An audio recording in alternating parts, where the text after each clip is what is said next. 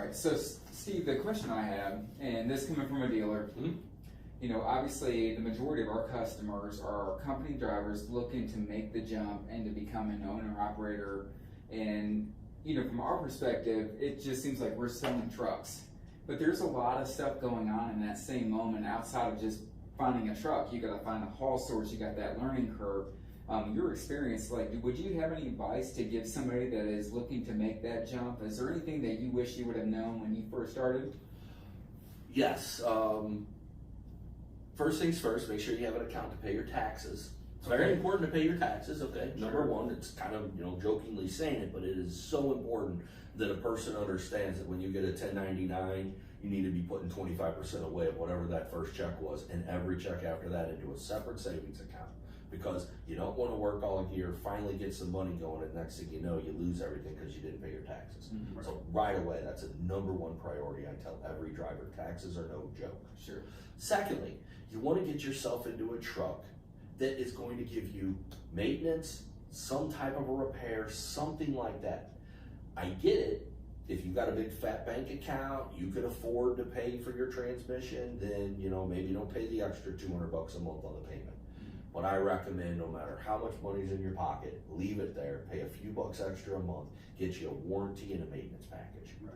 PM, something, you have to have it. Because if not, it's not if the truck is going to break down, it is when. Sure. We had a $160,000, 400-mile, brand spanking new truck. Literally, we drove it from the dealer and it broke down before it got here, and that was 4 miles away. Wow. So you put a brand new computer in it. Yeah. It shot everything. So I don't care if your truck's 600,000 or 600 miles, they can break down. It's not if, it's when. It's 100% when. And if you do not have your insurance, which is not an insurance policy, it's called maintenance or a warranty, you're just kidding yourself. All you're doing is putting money in the bank that is all going to disappear. Mm-hmm. So spend a little bit of money up front, get the right truck. Don't get the cheapest truck you can get. Get the best truck you can afford. Mm-hmm. Don't get the cheapest truck you can afford. Get the best truck.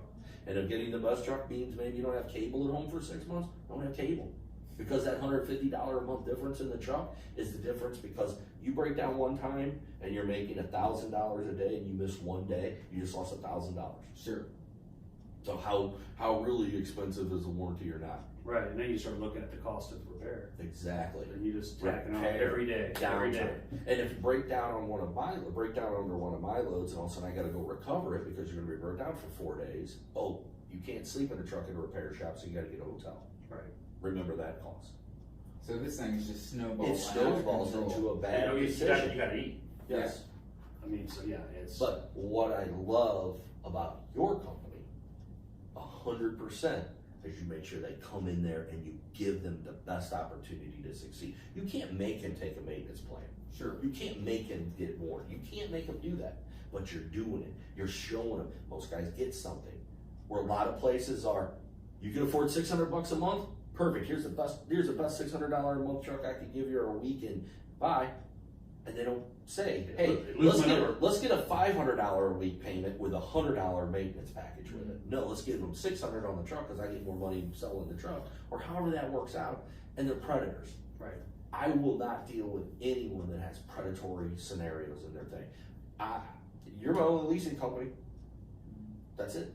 This is who we deal with right now.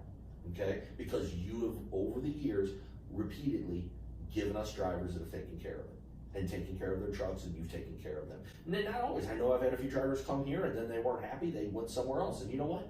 We're not a fit for everyone. Sure. Right. But also, more than likely, not everyone's a fit for us, because we require you to run, we require you to work, so you can get home and spend your money.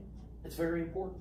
So that's just one of those things. You want that bass boat, buddy. It doesn't come for free. No. So basically, pay your taxes and have a maintenance account. Yes. Have a plan. There you go. Yes. Think about it ahead of time. That's awesome. I mean, that's the part of what our company, what we want to do. We want to support. You know, that's all we do is sell, right? So we don't have maintenance. We don't have parts, revenue. We don't have anything like that. So really, we're just focused on our customer, and really that is it. Right. If they're not successful, then we're not successful. Right. So we need to do our best up front to make sure that the product they're getting is going to be best possible thing we can. Now, we don't have x-ray vision, nobody does. Right. There are gonna be issues, but that's why we have warranties, that's why we have those kind of things.